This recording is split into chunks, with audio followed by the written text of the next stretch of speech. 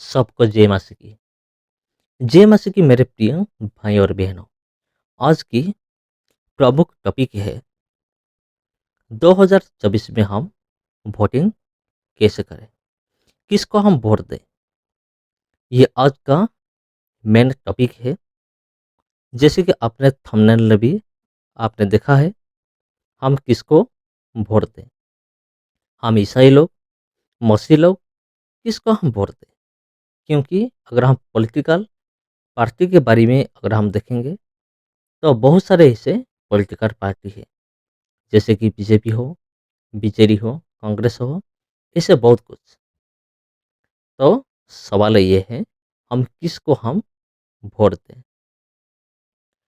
तो एक चीज़ मैं आप लोगों से कहना चाहूँगा कि हमें जो कुछ भी करना है, परमेश्वर के वचन की आधार पर ही करना है।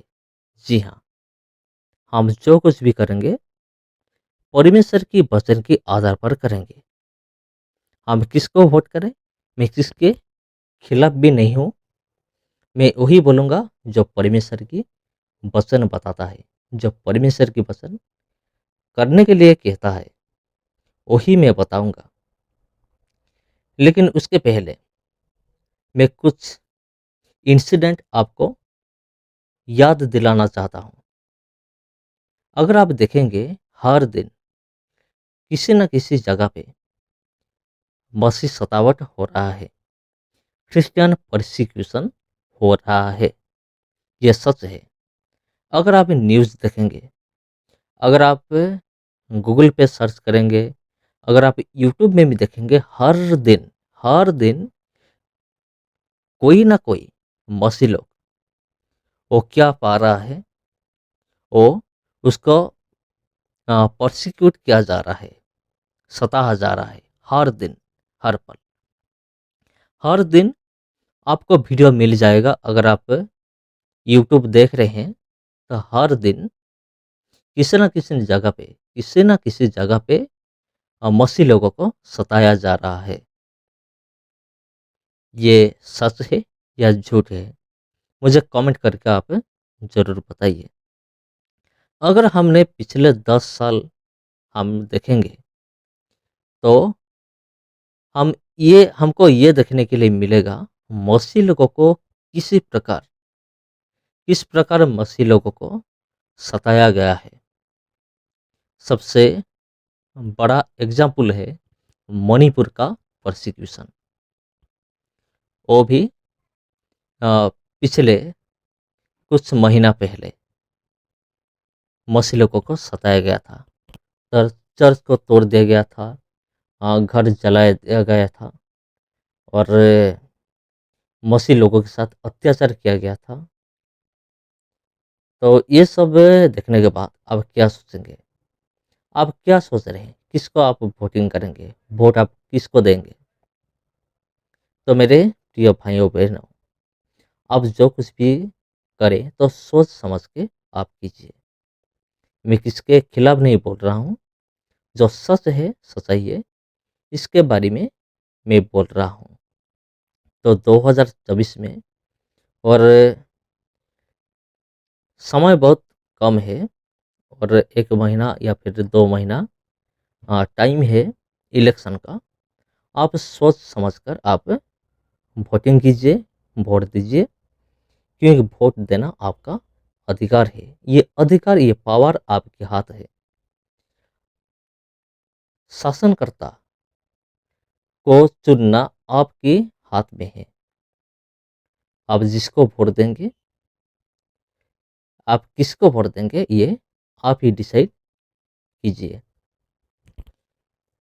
बहुत सारे लोग ये भी सोच रहे होंगे, मैं कभी भी वोट वोट नहीं दूंगा, ना मैं बीजेपी को दूंगा, ना मैं कांग्रेस को दूंगा, ना मैं बीजेडी को दूंगा, ना मैं किसी भी पॉलिटिकल पार्टी क्यों ना हो, मैं किसी को भी वोट नहीं दूंगा।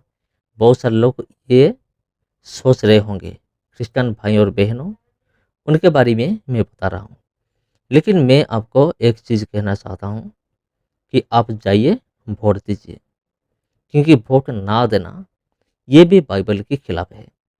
अगर आप जानना चाहते हैं किधर ये सब लिखा गया है, तो वोट ये पर्टिकुलर वर्ड नहीं यूज़ किया गया है, यूज़ नहीं किया गया है कि वोट मत दो, वोट दो, वोट मत दो, इसे नहीं लिखा गया।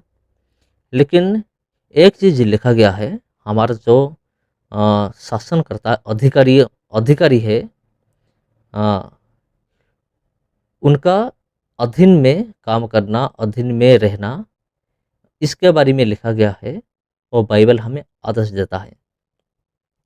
मैं आपके लिए पढ़ के सुनाऊँगा थोड़ी देर के बाद, तो आप वीडियो को ज़रूर देखिए, एंड तक देखिए, मैं क्या कहना चाहता हूँ। तो ये सबसे इम्पोर्टेंट है, बहुत महत्वपूर्ण है, इसलिए मैं ये वीडियो बना रहा हूँ। 2024 इलेक्शन, आप सोच समझ कर वोटिंग कीजिए, क्योंकि जैसे मसीह लोगों को सताया जा रहा है, पिछले सालों में मसीह लोगों को जिस तरह से सताया गया है, आप सोचिए अब किसको आप वोट करेंगे, वोट देंगे, आप किसको आप वोट देंगे, आप आप खुद ही डिसाइड कीजिए, ये आपके हाथ में है। इसीलिए वोट देना भी आपका अधिकार है, और बाइबल ये आदेश देता है कि अधिकारियों उनके बस में रहो, अधीन रहो। अगर आप सुनना चाहते हैं तो मैं पढ़ के सुनाता हूँ आपको। अगर आपके पास बाइबल है तो आप खोलिए मेरे साथ रोमियो की पत्री, अ, चैप्टर 13, 13 अध्याय 1 से लेकर 7 तक मैं पढ़ना चाहूँगा, पसंद करूँगा आपके लिए। आप सुनिए। 1, 13 का 1, हर एक व्यक्ति शासकीय अधिकारियों के अधीन रहे, क्योंकि कोई अधिकार ऐसा नहीं जो परमेश्वर की ओर से ना हो, और जो अधिकार है वे परमेश्वर के ठहराए हुए हैं। वर्स 2, इसलिए जो कोई अधिकार का विरोध करता है वह परमेश्वर की विधि का सामना करता है, और सामना करने वाले दंड पाएंगे। नंबर 3, क्योंकि हाकिम अच्छे काम के नहीं परंतु बुरे काम के लिए डर का कारण है। अतः यदि तू हाकिम से निडर रहता चाहता है तो अच्छा काम कर, और उसकी ओर से तेरी सराहना होगी। नंबर 4, क्योंकि वह तेरी भलाई के लिए परमेश्वर का सेवक है। परंतु यदि तू बुराई करे तो डर, क्योंकि यह तलवार व्यर्थ लिए हुए नहीं, और परमेश्वर का सेवक है कि उसके क्रोध के अनुसार बुरे काम करने वाले को दंड दे। इसलिए अधीन रहना न केवल उस क्रोध की डर से आवश्यक है, वरन विवेक भी यही गवाही देता है। इसलिए कर भी दो, क्योंकि शासन करने वाले परमेश्वर के सेवक है और सदा इस काम में लगे रहते हैं। इसलिए हर एक का हक चुकाया करो, जिसे कर चाहिए उसे कर दो, जिसे महसूल चाहिए उसे महसूल दो, जिससे डरना चाहिए उससे डरो, जिसका आदर करना चाहिए उसका आदर करो। तो सबको जय मसीह की। तो अंत में मैं ये एक चीज़ कहना पसंद करूँगा, फिर एक बार कहता हूँ, आप सोच समझ के वोटिंग कीजिए। पिछले 10 साल की हमारा मसीह भाइयों और बहनों के